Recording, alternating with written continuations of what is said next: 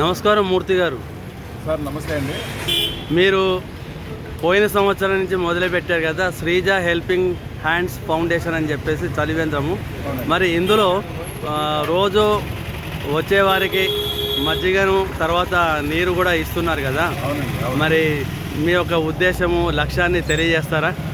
Sir మా లక్ష్యం ఏంటంటే ఎవరైతే బాటసార్లు ఉన్నారో, అలాగే ఎవరైతే ఆర్టీసీ డ్రైవర్స్ కానీ, కండక్టర్స్ కానీ, స్విగ్గీ, జొమాటో, అలాగే పాదచారులు ఎవరైతే ఎండలో తిరుగుతున్నారో వాళ్ళందరికీ మజ్జిగ అలాగే నీరు అందించాలనే ఉద్దేశంతో మేము స్టార్ట్ చేసాం. ఇది ఒక 62 రోజుల క్యాంప్. యాక్చువల్గా ఈరోజు చూసినట్టయితే మీకు ఆల్మోస్ట్ 44వ రోజు జరుగుతుంది. సో ఎవరు కూడా వడదెబ్బ తగలకూడదు అనే ఉద్దేశంతో ఇది స్టార్ట్ చేయడం జరిగింది.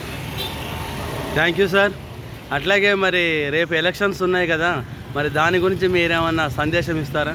సార్ మా సందేశం ఒకటే, ఏ పార్టీకైనా ఓటు వేయండి, కాకపోతే ఓటు మాత్రం కంపల్సరీగా వేయండి. ఓటు అనేది మనం బతుకున్నామని చెప్పుకుందికి ఒక గుర్తు. సో నా రిక్వెస్ట్ అందరు ఓటర్స్కి ఏంటంటే కంపల్సరీగా ఓటు వేయండి. కాబట్టి అంతిమంగా ఓటరు గెలవాలి, ప్రజాస్వామ్యం నిలబడాలి.